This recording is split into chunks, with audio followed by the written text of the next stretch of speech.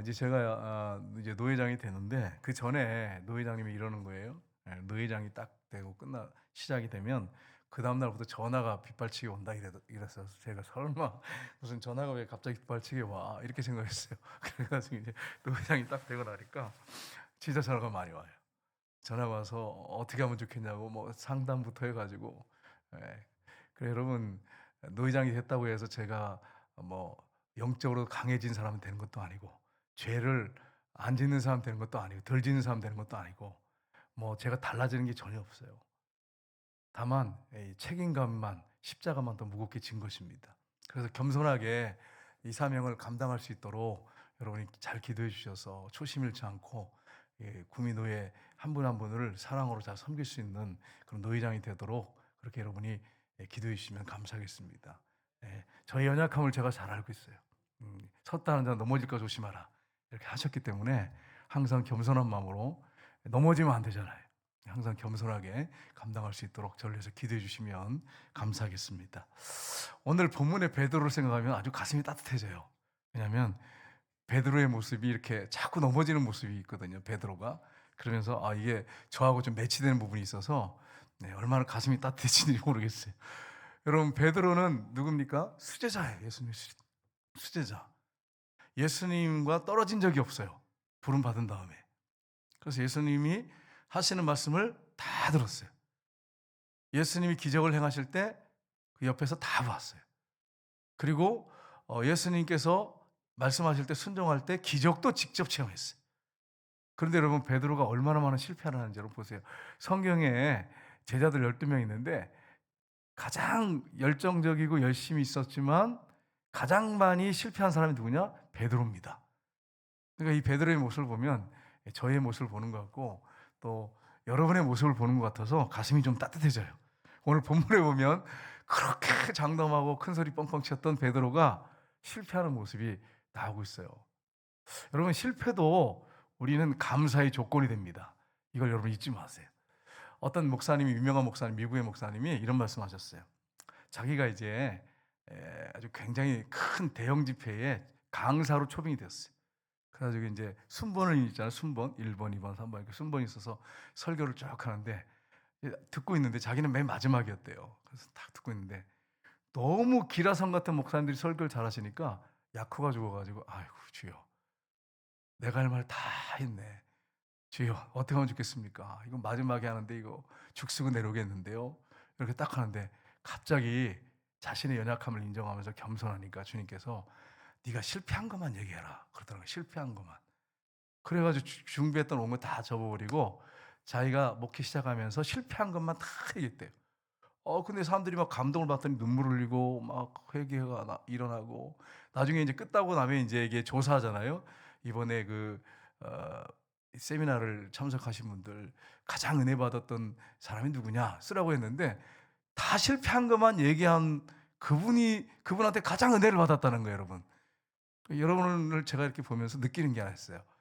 교회에서 제가 좀 망가지는 걸 보면 여러분 굉장히 즐거워하시더라고. 그래서 제가 이게 참 인간적인 면도 좀 보여줄 때가 있구나 이런 생각을 했는데 뭐 제가 완벽하고 막 이러면 여러분 웃지도 않아요. 그리고 정신을 바짝 차리고 막 이렇게 하는데 제가 넘어지고 좀 실패하고 있는 모습을 보면 그렇게 좋아하는지 모르겠어요. 내 모습 같아 이러는 것 같아요. 동질감을 느끼는 것 같아요. 그러니까 여러분, 우리가 실패도 믿는 자들에게는 아름다운 거예요.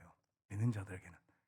안 믿는 자들이 볼 때는 부끄럽고 수치스러운 일이지만 믿는 자들에게는 실패도 아름다워요. 연약한 것도 아름다워요. 예수님이 이 사도 바울이 너무 강하니까 사단이 가시를 줘가지고 3번이나 주님 이 가시를 제거해 주십시오. 그런데 예수님 뭐라고 말씀합니까? 내 은혜가 내게 족하다. 됐다 그만해라. 네가 연약한 데서 온전하시니라. 그러니까 실패도 크리스찬들에게는 아름다워요.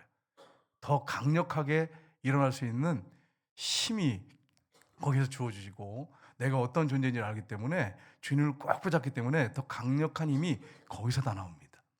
그래서 여러분 이런 부분을 하시고 꼭 여러분이 성공하고 내가 잘 돼야만이 하나님이 기뻐하시고 내가 온전한 크리스찬이고 내가 정말 바른 크리스찬이라고만 생각하지 마시고 때로는 우리의 뭐 일부러 넘어져라 그런 얘기가 아니고 우리가 연약해서 넘어지는 부분이 있을지라도 그것이 하나님께 영광이 될 수 있고 많은 사람들에게 영적 유익을 줄 수 있다고 하는 것을 여러분 기억하셔야 돼요.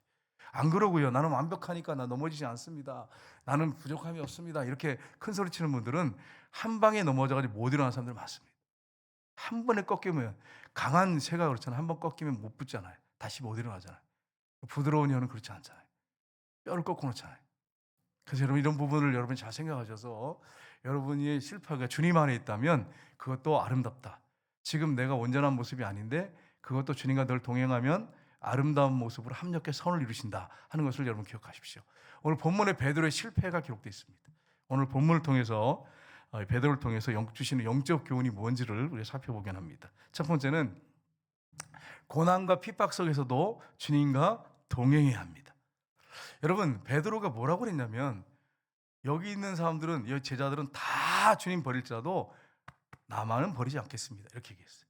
그래서 여러분 마태복음 보세요. 26장 33절 35절 보겠습니다. 같이 읽겠습니다.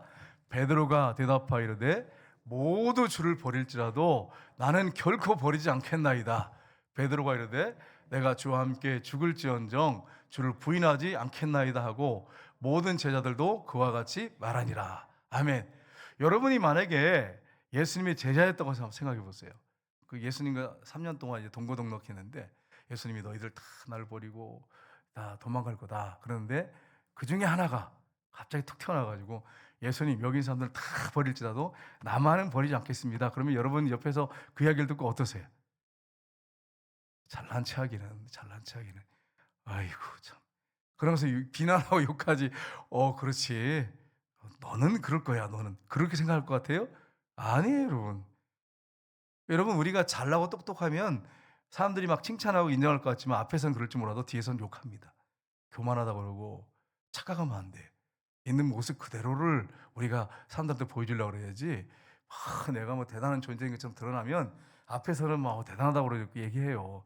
뒤에서는 욕합니다. 시기 질투하고. 그 부분을 여러분 생각하셔야 돼요. 모두 주를 버릴지라도 나만은 버리지 않겠습니다. 제가 하나 요즘에 느끼는 게 하나 있어요. 큰 소리 치는 사람이 두렵지가 않은 거야. 왜 그런지 아세요? 제가 가만히 지켜보면 조용한 사람들이 무서워요. 소리가 없이 강해. 이 사람들은 티를 안 내는데 강해.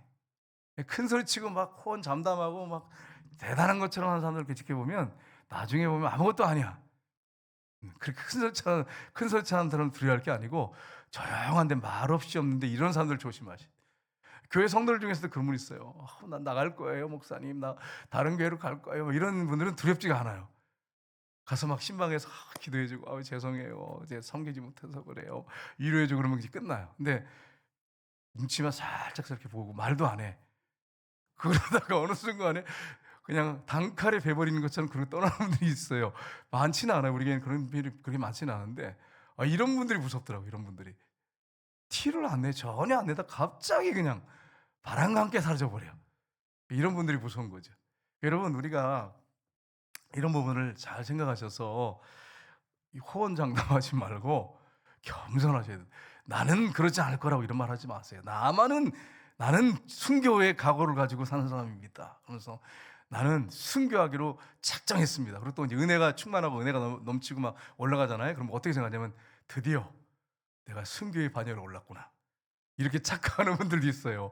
본인이 막 기도 생활하고 은혜 많이 받아가지고 충만하잖아요. 그러면 드디어 내가 순교의 반열에 오를 수 있는 자리까지 왔구나. 이 착각을 하는 사람이 있어요. 베드로가 지금 그런 모습이에요.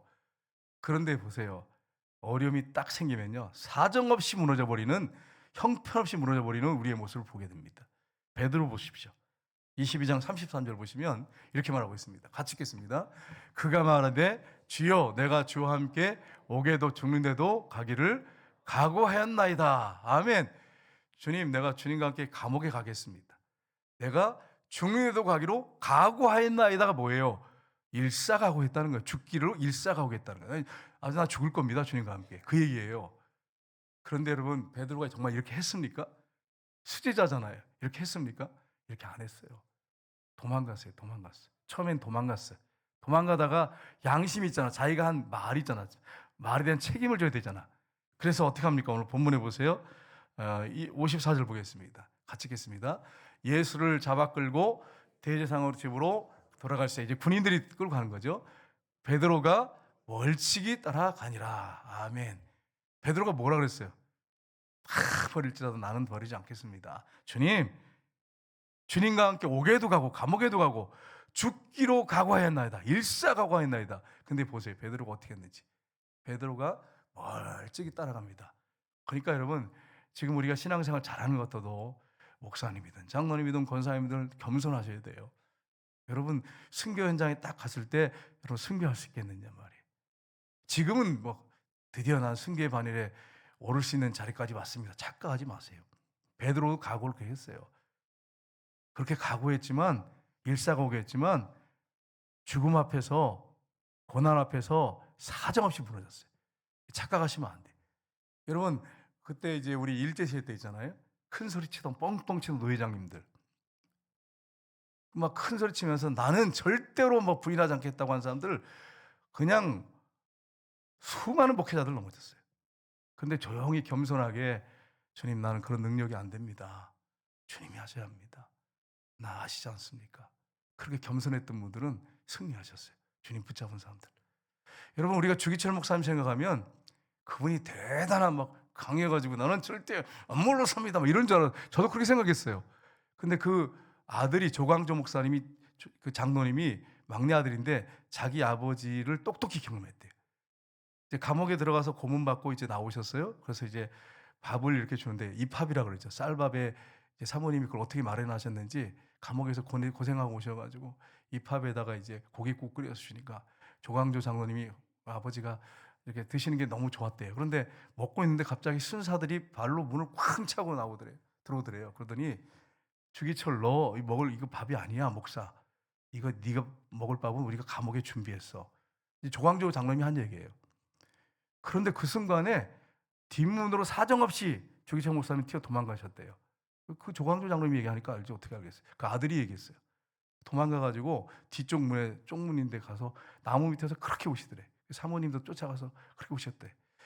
그 장로님 얘기는 도망가려고 그러신 건지 아니면 그 뒤편에 있는 그 나무 밑에 가서 기도하려고 그러시는지 정확하게 본인은 알 수가 없지만 거기서 그렇게 통곡하셔 끌려가셨다고 그러더라고요. 여러분, 그게 인간적인 모습이에요. 이게 인간적인 모습이에요. 여러분과 제가 강한다고 하지만 고문 앞에서 그렇게 장사까지 막 버티면서 그렇게 이겨낼 수 있는 그런 장사 아니에요. 우리 힘으로 하는 게 아니고 주님의 능력으로 고난 이길 수 있고 주님의 능력으로 순교할 수 있는 거지 우리의 결심과 각오와 일사각오 갖고 되는 게 아니라고 하는 걸 분명하게 하셔야 됩니다. 베드로 보세요. 얼마나 호언장담하고 일사각오했는지. 주기철 목사님도 오랜 감옥 속에 우리가 가장 존경하는 목사님 한 분이잖아요. 그래도 인간적인 모습이 있잖아요. 왜냐하면 인간의 연약함이 있어요. 육체를 입고 있기 때문에 그렇습니다. 이 부분을 여러분이 잘 생각하셔서 큰 소리 치는 사람 두려움 하나도 없어요. 제가 지켜본 결과예요. 정말로 주님을 의지하고 겸손하게 주님과 동행하는 사람이 강한 사람입니다. 그 사람처럼 강한 사람이 없어요. 왜냐하면 주님이 꽉 붙잡고 있기 때문에. 그분도 주님을 붙잡고 있고 주님도 그를 붙잡고 있기 때문에 그처럼 강한 사람이 없어요. 여러분, 우리는 겸손하게 주님의 도움을 구하고 나의 있는 모습 그대로를 주님 앞에 내놓고 솔직하게 기도하는 거예요. 이게 가장 하나님 보실 때 기뻐하는 모습입니다. 우리 연약함을 그대로 내놓는 거예요. 성경에 다윗이 뭐라고 고백했습니까? 주께서 원하시는 제사는 상한 심령이라. 주께서 상하고 찢긴 심령을 멸시치 아니하시리이다. 저도 예전에요 고백 수없이 했어요. 주님 앞에. 주님, 나 순교할 수 있습니다. 나 순교로 주님 앞에 내 생명을, 내 피를 드리기로 합니다. 그런 기도 제가 안 했겠어요? 그런데 죄 앞에 속절없이 무너지는 나의 모습을 수없이 발견했어요. 아, 죄도 하나 못 이기면서 내가 순교한다고 뭐 헌장담한다고 순교할 수 있다고 웃기는 소리구나 이게. 주님이 하셔야 되는구나. 이게 정말 분명하더라고요. 그래서 여러분, 이런 부분을 기억하셔야 돼요. 주기철 목사님이 이제 감옥에 들어가셔가지고 고문을 받잖아요. 그 순사가 일본 순사잖아요.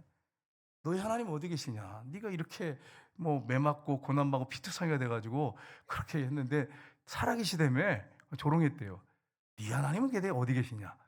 그랬더니 주기철 목사님 하신 말씀이 뭐였냐면 그분의 고백이 내가 이렇게 고문을 받고 할 때 내가 하는 줄 알았다고 그랬어요. 내가 하는 줄 알았는데 내가 하는 게 아니라 내 안에 계신 주님이 하셨다고. 주님이 내 안에 계시다고. 그분이 어디 계시냐? 내 안에 계시다고. 그래서 내가 이 고난을 이 고문을 이길 수 있다고 이렇게 고백하시더래요. 주기철 목사님 안에 계신 예수님이 강하시기 때문에 그 고난, 오랜 고난을 이길 수 있다는 거예요. 그분의 의지력이 강해서 그런 게 아니에요. 그분을 명확하게 우리가 기억해야 합니다. 요한복음 15장 5절 보십시오. 같이 읽겠습니다. 나는 포도나무요 너희는 가지라. 그가 내 안에 내가 그 안에 거하면 사람이 열매를 많이 맺나니 나를 떠나서 너희가 아무것도 할 수 없습니다. 아멘입니다. 아멘이에요. 예수님 포도나무고 우리가 가지입니다. 예수님을 떠나서는 우리가 아무것도 할 수 없어요. 순교, 주님이 아니면 할 수 없어요. 주님이 도우지 않으면 할 수가 없어요. 여러분 베드로 보세요. 베드로 성령 충만해가지고 막 얼마나 능력의 사자였습니까? 로마까지 가서 복음을 전했어요. 그런데 순교를 막 사람들이 끌려가서 고문당하고 막 순교하고 횃불로 씌우고 막 그러니까 사자 밥이 되게 하니까 베드로가 사람들 옆에서 여기 계시면 안 된다. 더 많은 영혼들 구원해야 되니까 도망가시라고. 도망갔어요. 베드로가. 노년에 그것도. 노년에. 오늘 본문에도 이렇게 부인했잖아요. 근데 노년에도 그렇게 많은 영혼을 구원하고 교회를 세운 베드로가 도망을 갔어요. 그런데 저기서 예수님이 걸어오시는 거예요. 그러니까 예수님 어디 가십니까? 네가 십자가 가지고 도망가려고 하니까 내가 지러 간다. 다시 진다 그러니까 베드로가 주님 죄송합니다. 무릎 꿇고 내가 지겠습니다. 그리고 돌아가서 십자가를 형을 가는 이 제수 관수 군인들한테 나는 예수님과 함께 이렇게 똑같이 이렇게 십자가 질 그런 사람이 아니다. 나는 큰 죄인이라고 그러면서 거꾸로 매다더라고요. 거꾸로 십자가형을 당했어요. 보세요. 그렇게 성령 충만하고 막 로마까지 가서 복음 전하고 교회 세우고 노년이에요. 노년이면 죽여라. 그래 난 죽을 각오가 돼 있다. 아주 더 심한 고문을 내고 날 죽여라. 이렇게 할 줄 알았어요. 그게 아니잖아요. 왜냐하면 육이 있기 때문에. 육에 이 죄성을 갖고 있는 이 육이 있기 때문에 연약함이 있기 때문에. 여러분 엘리야는 불의 사자입니다. 아시잖아요? 갈멜산에서 막 기도하면 하늘에서 불이 내려가지고 그 번제물과 막 그 나무와 돌과 물을 그냥 채운 도랑의 물을 다 태웠어요. 근데 이세벨이 엘리야 죽인다고 하니까 그 강력한 엘리야가 하늘에 불을 내려갖고 막 50부장 채워주시고 50명 죽이고 그걸 2번이나 그렇게 했어요. 세 번째 백부장으로 와서 무릎 꿇고 사정하니까 그와 함께 아합한테 갔지 않습니까? 성경에. 그런데 여러분 도망갔어요. 도망가가지고 로뎀나무 아래 들어가가지고 로뎀나무가 큰 나무가 아니고 쌀이나무 같은 건데 조금 더 커요. 그 밑에 기어 들어가가지고 죽기를 구했다 그랬어요. 주님 사는 것보다 죽는 게 낫습니다. 그러면서 그렇게 강했던 엘리야가 그렇게 고백했어요. 나는 사는 것보다 죽는 게 좋습니다. 날 죽여달라고. 그러면 여러분 그런 기도를 뭐하러 해요? 죽여달라고. 차라리 장렬하게 아방 앞에 나 죽여달라. 나 죽을 각오를 했으니까 죽여라. 이렇게 해야 되는데 도망가가지고 쌀이며 나무 같은 그 정도 수준의 그 노뎀나무 밑에 들어가서 나를 주님 이게 얼마나 제가 이거 보면서 참 엘리야 같은 그렇게 강력한 불의 사자가 나를 주님 난 사는 것보다 죽는 게 낫습니다. 왜 그런 고백을 해? 차라리 가가지고 나 죽이라고 하고 장렬하게 나 순교하겠다고. 얼마나 멋있어. 그럼 성경에 엘리야 같은 위대한 선지자 보라고 순교하겠다고 당당하게 이렇게 외치는 엘리야를 우리가 본받았다고 이렇게 하면 설교할 때 얼마나 당당하겠어. 그런데 그냥 죽기를 구해가지고 숨어가지고 도망가가지고 그것도. 여러분 우리가 강한 것 같지만 우리의 연약함이 있다고 하는 걸 항상 염두에 두셔야 돼. 성령 충만하다고 해서 여러분 모든 걸 다 극복하고 막 다 승리하고 막 그렇게 착각하시면 안 돼. 육의 연약함이 있기 때문에 유혹에 순간 넘어질 수 있어요. 그래서 항상 겸손해야 돼.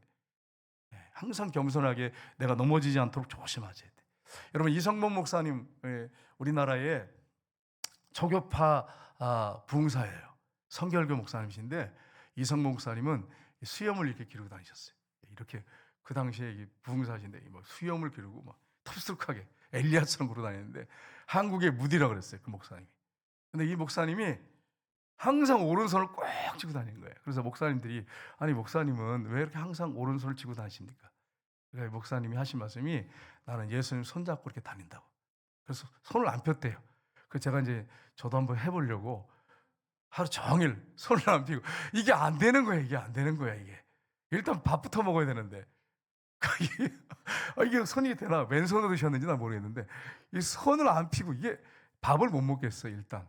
그리고서 이게 그래 조금만 더 해보자 이렇게 하는데 내가 뭐가 문제지? 이성 목사님 평생 이렇게 오른손을 꼭 쥐고 다니셨다는데 주님을 위한 사랑, 주님을 향한 사랑을 내가 못 따라가겠는가 그 목사님. 주님을 믿는 믿음을 그 목사님 내가 못 따라가겠는 거예요.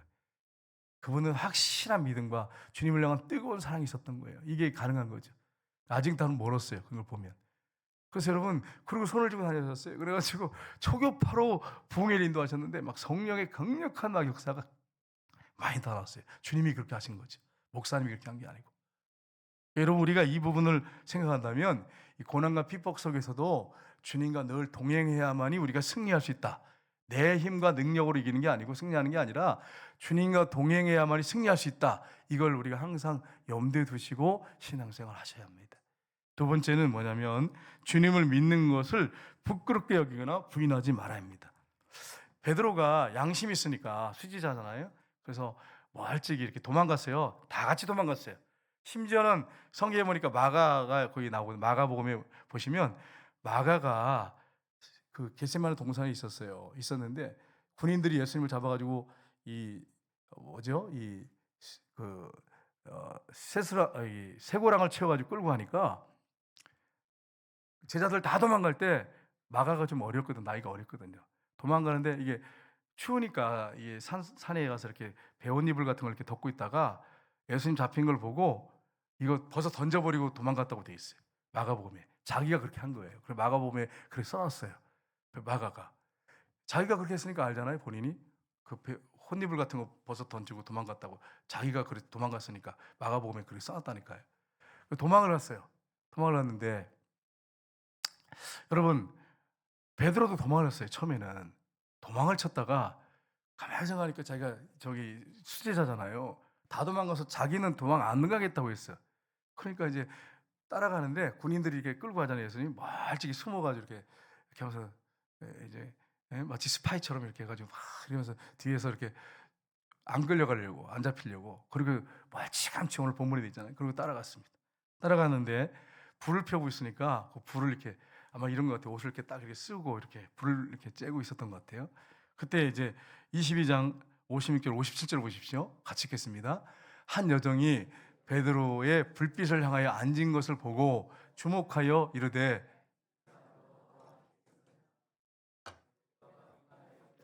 여자여 내가 그를 알지 못하노라 하더라. 아멘. 나 그분 알지 못해 이렇게 부인했어요. 야 이거 참 우리 성경교 교인들이 이제 밖에 나가는데 최문선 목사님 아세요? 아우 난 최문선 목사님 몰라요. 그런 소문이 들리기만 해요. 생각해보세요. 그게 있을 수 있는 일이란 말이에요. 어떻게 목사와 성도가 있는데 아우 나 최문선 목사님 몰라. 이게 말이 되는 소리예요. 여러분 생각해보세요. 예? 나 3년 동안 동고동락했어. 예수님 하신 말씀 다 들었고 기적을 눈으로 보았고 자기가 또 기적을 직접 체험한 사람이에요. 손으로 만져봤어. 그런 사람인데 나 모른다고 이렇게 오리발을 탁 내밀고 탁 하면서 난 모른다 부인하잖아요. 여러분 우리의 모습이에요. 이게 베드로가 아유 이게 뭐 3번이나 부인하고 막 이렇게 말할 게 아니고 우리가 베드로가 될 수 있어요. 얼마든지 될 수 있는 거예요. 그 부분을 염두에 둔다면 여러분 이걸 말씀을 내 말씀으로 받아야 돼요. 제가요 신학교 때 뜨거운 사람이었어요. 여러분 오해하시면 안 돼요. 저 굉장히 뜨거운 사람이었어요. 전철 타고 다니잖아요. 이제 학교 다닐 때 전철 타고 다니면 저는 뭘 받겠습니까, 여러분? 그렇죠, 그렇죠, 여러분. 저를 아시는군요. 성경을 딱 펴놓고 그 서울에 사람들 많은데 성경 펴놓고 묵상하면서 갔어요. 묵상하면서. 근데 신앙이 딱 떨어지니까요. 성경을 얼른 가방에 집어넣고 그래서 앉아가지고 기도한 척하면서 이렇게 전철에 앉아갔어요. 충만할 때는 성경책 펴놓고 묵상하고 갈 때까지 말씀을 읽고 묵상하고 그러는데 뭐 문제가 있거나 내가 죄를 짓거나 이렇게 그러잖아요. 그러면 성경책 얼른 가방에 집어넣고 기도하고 앉아있어요. 이렇게 기도하는데 회개 기도하면서 이렇게 앉아 있는 거예요. 그리고 또 어느 때 이제 그렇게 하냐면 이 하모니카 불고 그렇게 지나가는 분이 있어요. 이렇게 막 4줄 가까이 그러면서 하모니카 불면서 이렇게 그 바구니 들고 이렇게 지나가는 분이 있어요. 그러면 이제 오늘도 이런 분도 안 지나갈까 이런 생각을 할 때가 있어요. 그러면 얼른 또 가방에 성경책 집어넣어. 왜냐면 돈을 줘야 되잖아. 성경책 입다가 지나가는데 모른 척할 수가 없잖아. 찬송을 부르고 있는데 얼른 그때 또 성경책 집어 보세요. 인간의 연약함이 얼마나 형편없는가 보세요. 그래 전철 안에서 막 전도하고 그랬던 사람도 전도하고 다녔어요. 전철 그 수많은 사람 앞에서 부들부들 떨면서 전도를 했어요. 진짜 제가 인간의 연약함이 어떤지를 제가 알아요. 전철에 서가지고 신학교 다니면서 내가 전철에서 신학생인데 전도해야지. 그걸 기도해가지고 준비 아주 딱 쓰는데 막 부들부들 떨리는데 온몸이 막 얼마나 사시간을 떨려요. 그래가지고 제가 다리를 딱 붙이고 그리고 전도하러 다녔어요. 지하철에서. 그 지하철 전도하다가 우리 그 청년 동기들 이렇게 이제 본교회 동기들이 너 뭐하냐 이래가지고 얼른 다음 칸으로 가고 막 이렇게 했어요. 전도하다가. 그러니까 여러분 이게 그렇게 여러분 인간이 강한 것 같지만 할 수 있습니다. 하지만 내가 하는 게 아니에요. 내가 하는 게 아니에요. 주님이 하세요. 베드로 보세요. 그렇게 장담했던 베드로가 나 그 사람 모른다고 딱 그러잖아요. 그 다음 보십시오. 58절을 보세요. 같이 읽겠습니다. 조금 후에 다른 사람이 보고 이르되 너도 그 도당이라 하거늘 베드로가 이르되 이 사람아 나는 아니로다. 나 그 사람 제자 아니야. 나 그거 몰라. 이렇게 하면서 큰 소리 뻥뻥 치는 거 보세요. 보세요. 큰 소리 친 사람 두려워할 이유가 하나도 없다고 제가 말씀드렸잖아요. 호언장담하고 이런 사람들 두려워할 일 하나도 없어요. 나는 아니다. 막 이렇게 강하게 부정하죠. 그 다음 보겠습니다. 그 다음 절 보시면 같이 읽겠습니다. 1시간쯤 있다가 또 한 사람이 장담하 이르되 이는 갈릴리 사람이니 참으로 그와 함께 있었느니라. 베드로가 이르되 이 사람아 나는 내가 하는 말을 알지 못하노라 하고 아직 말하고 있을 때에 닭이 곧 울더라. 아멘. 여러분 이거 누가가 이거 쓰면서 굉장히 이렇게 좀 완곡하게 표현해 놨어요. 완곡하게. 근데 마태 직업이 뭔지 아시죠? 마태는 레이라고 하죠. 세무서 직원이었어요. 그러다가 세금 돈 걷고 철저한 사람 아니에요? 완벽한 사람? 근데 하다가 예수님이 나를 따라오너라 이렇게 했을 때 그냥 바로 돈을 놓고 그냥 따랐던 사람이 마태입니다. 근데 마태는 어떻게 한 줄 아세요? 부인하고 저주하고 맹세했다 이렇게 돼 있어요. 정확하게 얘기해 놨어요. 있는 그대로. 그래도 이 누가는 의사이기 때문에 굉장히 완곡하게 이렇게 좀 쉽게 표현해 놨어요. 근데 마태는 세리 직원이기 때문에 세금을 걷던 사람 철저한 사람이기 때문에 아주 있는 그대로를 적어놨어요. 저주하고 맹세까지 했다고. 여러분 베드로가 그렇게 강하게 했어요. 강하게 표현했어요. 나는 모른다고. 절대 모른다고. 내가 그 사람을 안다면 우리나라 말로 하면 성을 바꾸겠다고.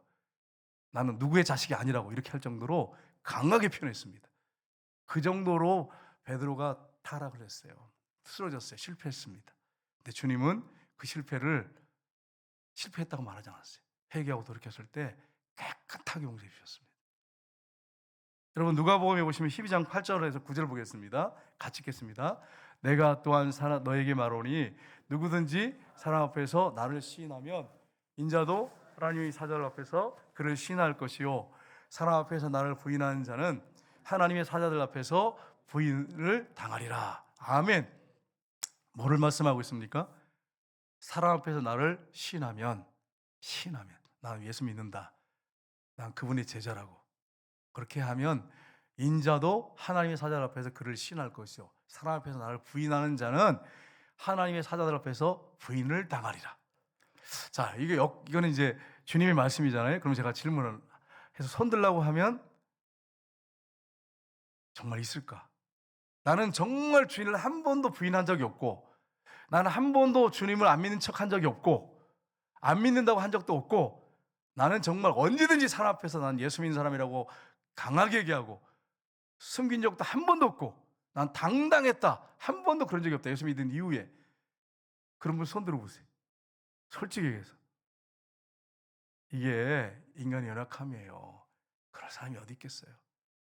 제가 이제 제 친구 목사님하고 이제 얘기를 하는데 차를 마시면서 얘기하는데 이 친구 목사님이 저녁인데 전도하러 가는데 그래서 무슨 밤에 전도하러 가냐 그러니까 축구하러 가는데 축구. 그 축구를 왜 전도하러 가라고 표현하니까 난 축구가 목적이 아니고 거기 가서 이 축구하는 사람들을 전도하려고 한다는 거예요.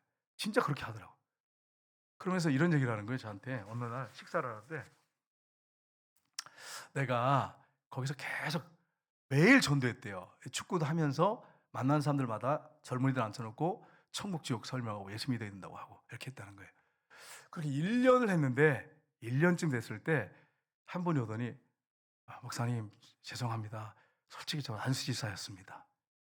그렇게 전도할 때는 다 듣고 피하고 이렇게 하더니 1년 있었는데 저는 안수지사였습니다. 이러더라는 거예요. 조금 있으니까 한 분이 그래요. 목사님 죄송해요. 저 뭐뭐뭐 교회 장로입니다. 이러더래요. 여기 우리 장로님들은 그런 분들이 없어서 참 감사한데 1년을 축구하면서 전도했는데 전혀 티 안 내고 자기 예수 믿는 거 티 안 내고 그리고서는 전도하러 오면 이제 뭐 알잖아요. 이게 목사들 스타일이. 저 예수 믿으라고 하고 교회 나오라고 하고 그렇게 할까 봐 싹 피해 다니고 그렇게 짜장면 대접하고 피자 대접하고 치킨 대접하고 그런데도 티를 전혀 안 내더래. 기도하는 모습도 안 내고. 그러고서 1년 딱 되니까 목사님 저 어느 안수 교회 안수 집사입니다. 그 장로님은 저는 어느 교회 장로입니다. 이러더라는 거예요. 그래서 충격을 먹었다 그러면서 나한테 참 충격이다 그러면서 이게 보세요. 이게 남 얘기인가. 베드로 얘기가 아니고 우리 얘기예요. 우리 얘기. 우리 얘기입니다. 그러니까 여러분 만약에 직장 생활하는데 예수 믿는 거 티나고 그러면 불이익 당한다는 게 명확해지잖아요. 그런 사례가 있었잖아요. 여러분 스파이처럼 숨깁니다. 예수 믿는 거. 쫓겨날 거 각오하고 나 예수 믿습니다. 식사할 때 딱 당당하게 기도하고 그런 사람이 몇 명이나 되겠어요. 또 믿음이 약해지면 또 안 해. 어떤 분들 이런 분도 있어요. 당당해가지고 나 예수 믿습니다. 술 안 먹습니다. 그렇게 해놓고 믿음이 약해지잖아요. 한 잔 받아 먹어요. 그러면 코 깨가지고 계속 끌려다니면서 술을 먹어요. 집사님이 안수 집사님이 심지어 장모님까지. 이게 우리의 인간의 연약함의 모습입니다. 만약에 주님이 연약한 이런 모습, 실패하는 모습을 보고 난 더 이상 나 모르겠다. 만약에 이렇게 우리를 대하신다면 저 여러분 끝장나는 거죠. 근데 그렇게 하지 않아요. 우리 연약함을 아시기 때문에 우리가 실패하고 넘어져도 여전히 우리를 버리지 않고 사랑하십니다. 그 사랑의 끈 때문에 사랑에 매여서 지금 우리가 지금 살고 있는 거예요. 저도 그래요. 그 사랑의 줄에 매여서 지금 살고 있는 거지. 만약에 주님이 용납해 주고 사랑하지 않으셨다면 저와 여러분 벌써 끝났어요. 끝나고 여러분 어떻게 됐겠습니까? 그래서 이런 부분을 우리가 생각한다면 우리가 누구를 정죄하고 누구를 비난하고 누구를 비판하겠어요? 누구를 판단하겠어요? 나의 연약함을 안다면. 그래서 여러분 우리가 주님을 믿는 것을 부끄럽게 여기지 말고 우리의 힘으로 안 되죠. 예수 믿는 척하는 거, 안 믿는 척하는 거, 예수 안 믿는다고 하는 거. 어떤 집사님은 자기가 예수 안 믿는다고 그러더래요. 그리고 몇 년 지났는데 보니까 온몸 교회 다니더래. 안 믿는다고 해놓고.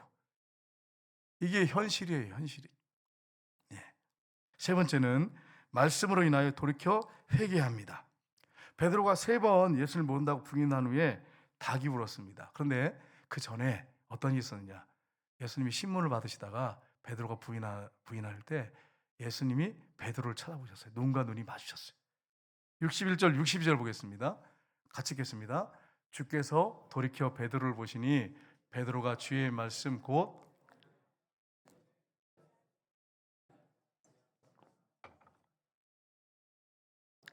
아멘. 여러분 예수님이 계속 뭐라고 했냐면 베드로한테 너 나 배신할 거야. 그러면서 네가 혹시 배신한 후에라도 내가 널 위해서 기도하고 있으니까 믿음이 떨어지지 않도록 기도하고 있으니까 돌이켜서 형제를 굳게 해라. 사단이 밀가루부터 하려고 지금 너희들 청구했다. 그렇게 말씀하셨어요. 그럼 베드로한테 네가 닭이 마가복음에 보면 정확하게 기록해 놨어요. 닭이 2번 울기 전에 네가 3번 나를 보인다고 부인하리라. 그렇게 분명히 정확하게 기록해 놨어요. 예수님이 이제 신문을 받으시다가 베드로가 3번을 딱 부인했어요. 그날 때 예수님이 베드로를 쳐다보셨어요. 피투성이 된 모습으로 매맞고 막 얼굴이 막 좋지 않은 그런 모습으로 베드로를 딱 눈이 마주쳤어요. 자, 그럼 여러분 예수님이 베드로가 3번 부인했을 때요. 예수님과 눈과 베드로의 눈이 마주쳤어요. 예수님이 어떤 눈으로 보셨을까요? 도끼 눈을 뜨고 보셨겠습니까? 내가 저걸 그냥 두지 말았어야 되는데 저걸 그리고 도끼의 눈을 뜨고 보셨을까요? 아니면 사랑의 눈으로 불쌍히 여기는 마음으로 이렇게 치근히 여기는 마음으로 그렇게 보셨을까요? 주님이 불쌍히 여기고 치근히 여기는 마음으로 내가 그렇게 얘기했지 않냐? 실패한다고 너 배신한다고 하지 않았느냐? 내 말을 그렇게 귓전으로 듣지 않고 네가 그냥 던져버리고 그냥 한 귀로 듣고 한 귀로 버리고 봐라. 게세마네 동산에도 시험에 들지 않도록 깨워 기도해라. 베드로한테 깨우면서 그렇게 말씀하셨는데도 코 골고 자고. 이게 보세요. 그러니까 베드로를 보면서 주님이 내가 말한 대로 됐지 않느냐. 그러면서 불쌍히 여기는 마음으로 바라보셨어요. 저와 여러분이 실패했을 때 우리 예수님이 어떻게 보실까? 도끼를 들고서 레이저를 쏘시면서 이거 그냥 내가 그냥 이렇게 보시겠습니까? 아니면 불쌍히 여기고 사랑하는 마음으로 보시겠습니까? 불쌍히 여기고 사랑하는 마음으로 여러분 보십니다. 그러니까 여러분이 도망가지 마세요. 실패하고 넘어져서 도망가지 말고 주님께서 여러분을 사랑하시고 끝까지 버리지 않고 여러분 바라보고 계시니까 더 가까이 주님께 나가십시오. 이 저녁에 오늘 저녁에 이제 기도하러 오신 분들 중에 한 주간 신앙생활 잘해서 승리한 사람도 있겠지만 실패한 분들도 많이 계세요. 도망갈 생각하지 말고 주님이 나를 사랑하는 눈으로 긍휼력의 눈으로 지금 바라보고 계시니까 주님께 더 가까이 나가서 기도하자. 이런 마음으로 기도하시면 영적 회복의 역사가 여러분과 저에게 일어날 줄 믿습니다. 여러분 예수님 보셨어요? 닭이 이제 울었어요. 그래서 이제 여러분 닭이 운 다음에 주님 말씀이 맞네. 그렇게 하면서 깨닫거든요. 주님 말씀 그대로 이루어졌네. 내가 주님 말씀을 기억하고 있어야 되는데 주님 말씀을 내 마음에 담아둬야 되는데 얼마나 회의 있겠어요. 여러 유럽 교회 가잖아요. 특별히 영국 교회 가면 우리 교회 종탑에는 뭐가 있습니까? 지구본이 있고 그에 십자가 꽂혀 있습니다. 근데 영국 교회 가면은 교회 종탑에 뭐가 있을까요? 안 가봐서 모르시죠? 영국 교회 종탑에 가면 스탁이 있어요. 스탁이 십자가가 아니고 스탁이 있어요. 영국 교회 가면. 여러분 성지순례 가잖아요. 성지순례 가면 베드로 통곡교회가 있어요. 통곡교회. 성지순례 가보시면 베드로 통곡교회입니다. 가보시면 그 십자가 걸려야 할 그 종탑에 뭐가 있는 줄 아세요? 스탁이 이렇게 딱 있어요. 스탁이 딱 이렇게 만들어져 가지고 거기에 있어요. 그게 교회 표시예요. 교회 표시. 그러니까 여러분 왜 그 영국이라든지 그 성지순례 가면 베드로 통곡교회 수탁을 이렇게 딱 이렇게 종탑에다가 이렇게 해놨을까요? 왜 이렇게 해놨을까요? 예? 꼭요 이렇게 하면은 그때는 시계가 없었으니까 뭐 그래가지고 그렇게 했겠다 이렇게 생각하시면 여러분 안 돼요. 주님의 말씀을 항상 기억하고 돌이키고 회개해야 한다고 하는 것을 보여주는 종탑의 스탁입니다. 그러니까 베드로가 그 스탁 소리만 들으면 어떤 생각이 들까요? 그러면 여러분 제자 사명을 감당했을 때 계속 했잖아요. 그리고 사도로서 감당할 때 새벽에 스탁이 울면 어떤 생각이 딱 들까요? 예? 여러분 같으면 어떻게 하시겠어요? 꼭요 그렇게 울면 우리는 예, 우리나라 시골에 이제 저도 이제 할머니 댁에 있으면 수탉이 많이 울더라고요. 우는데 꼭요 이렇게 하면 뭐 시계가 없을 때는 새벽이구나 아침이구나 이렇게 아시잖아요. 근데 베드로는 그게 울 때마다 주님의 말씀이 생각나는 거죠. 눈물이 글썽글썽했겠죠. 주님을 배신했는데 모른다고 부인했는데 그렇게 하면서 눈물을 지고 늘 100%는 아니지만 늘 그런 생각을 했겠죠. 그래서 여러분 베드로가 제일 싫어한 곡기는 스타곡이에요. 이제 제가 조크예요, 조크. 여러분 그래서 우리가 이런 부분을 잘 생각하셔서 나도 언제든지 넘어올 수 있구나. 실패할 수 있구나. 그러나 그것 때문에 넘어져 있지 말아야겠구나. 주님 앞에 더 가까이 나가야겠구나. 그걸 여러분 기억하세요. 호세아서 14장 2절 보겠습니다. 같이 읽겠습니다. 너는 말씀을 가지고 여호와께로 돌아와서 이 아뢰기를 모든 불의를 제거하시고 선한 바들 받으셔서 우리가 숫송아지를 대신하여 입술의 열매를 주께 드리이다. 아멘.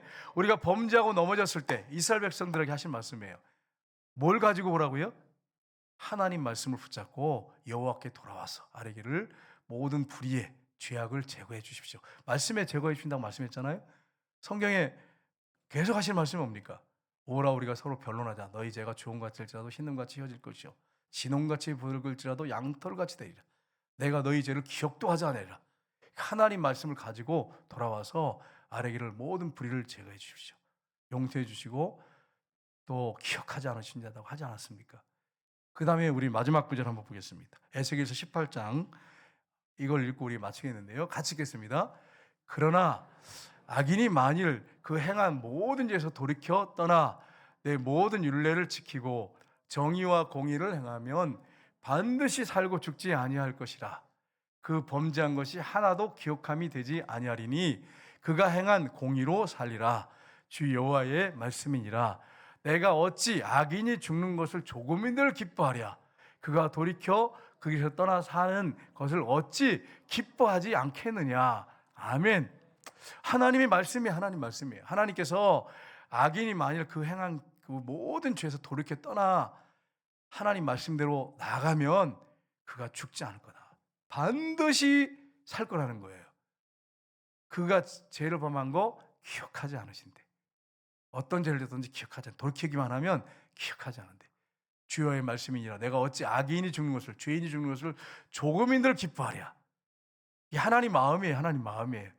우리가 죄 져가지고 넘어지고 실패했다고 해서 너 망해라. 너 죽는 거 내가 기뻐한다. 그럴 뿐이 아니에요. 기뻐하지 않는데 돌이켜 사는 것을 하나님 기뻐하십니다. 그러니까 여러분, 하나님 마음을 명확하게 말씀하셨는데 이 말씀을 확실하게 믿어야죠. 흔들리지 말아야죠. 그러니까 우리가 죄졌다고 해서 주님을 피하고 도망갈 일이 아닌 거예요. 주님 앞에 언제든지 나와서 돌이켜서 주님, 내가 솔직히 연약함 때문에 죄를 졌고 넘어졌습니다. 인정합니다. 그리고 회개하면 주님께서 용서해 주시고 돌이키는 것을, 회개한 것을 기뻐하신다고 하는 것입니다. 이게 하나님 마음이고 하나님의 사랑이에요. 독생자까지 잡아 죽이시면서까지 우리를 살리셨어요. 하나님 아들 딸로 삼으셨어요. 그런데 하나님이 저와 여러분을 버리시겠어요? 버리지 않습니다.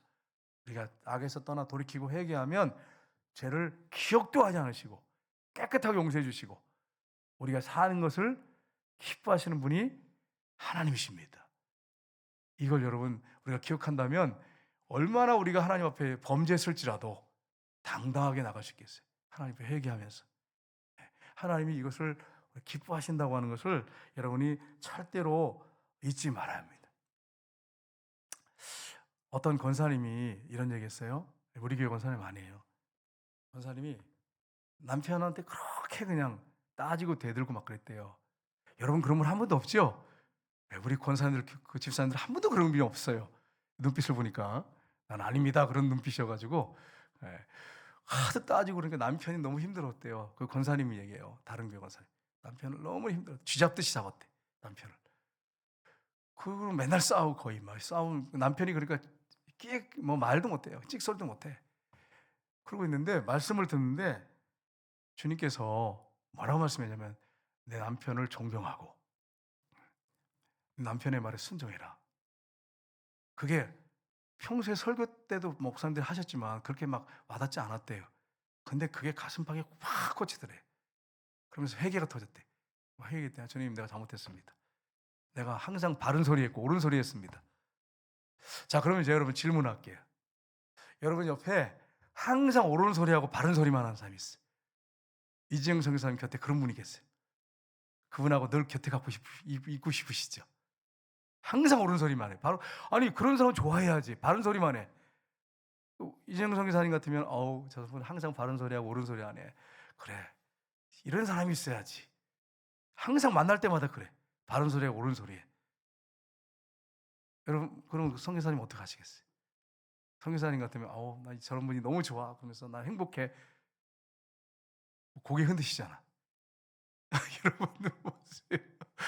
이게 우리도 넘어지기 쉬운데 항상 옳은 소리고 바른 소리 하면 생각해 보세요. 이게 견뎌낼 수 있는 건지. 그래가지고 남편이 너무 힘들고 말도 안 한대요. 남편이 하도 힘드니까. 그래가지고 회개를 했답니다. 철저하게 회개하고.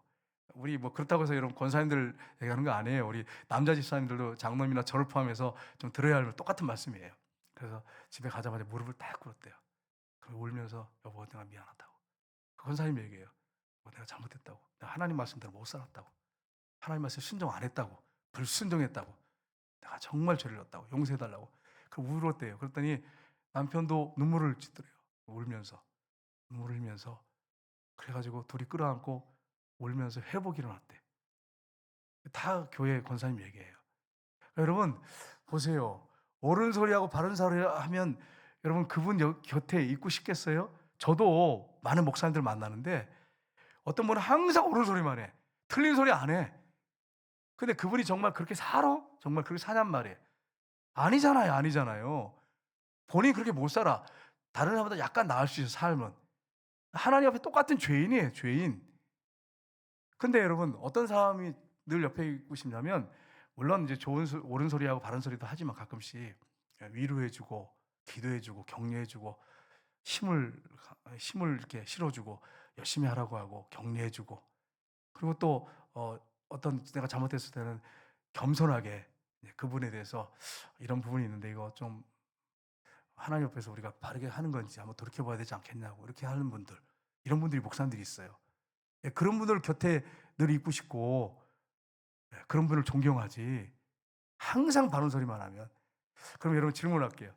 여러분, 태양빛이 좋습니까? 싫습니까? 태양빛이 좋습니까? 싫습니까? 예? 그러면 제가 물어볼게요. 24시간 태양빛이야.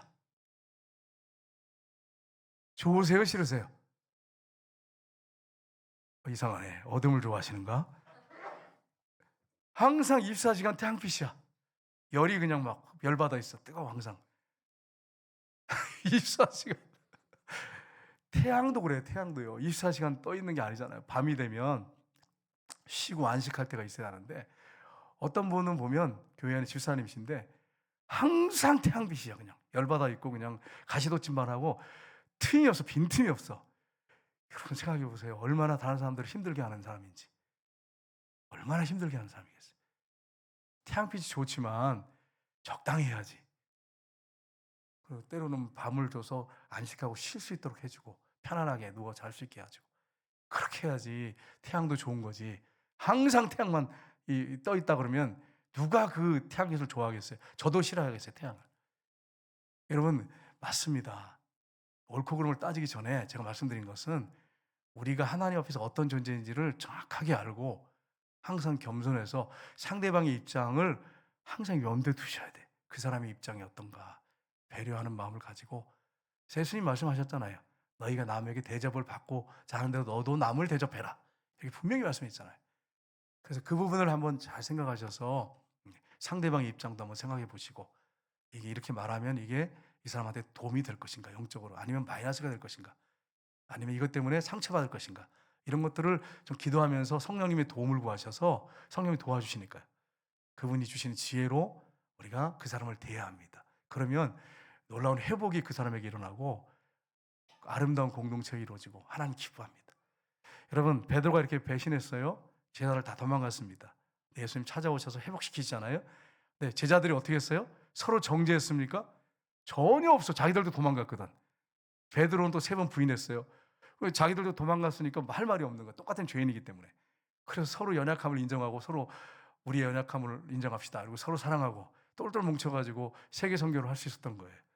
그래서 여러분, 이 부분을 우리가 잘 생각하시고, 저 여러분이 하나님 앞에 어떤 존재인지를 정확하게 보시고, 다른 사람을 대할 때 어떤 모습으로 대해야 될지, 어떤 말을 하고 어떤 행동할지를 정확하게 여러분이 말씀 안에서 정립을 하시고, 그렇게 나갈 때 여러분을 통해서 많은 영혼들이 살아나는, 주님처럼 살리는 역사들이 다 있으시기를 주님으로 축복합니다. 이 시간에 우리 한번 기도하기로 합니다.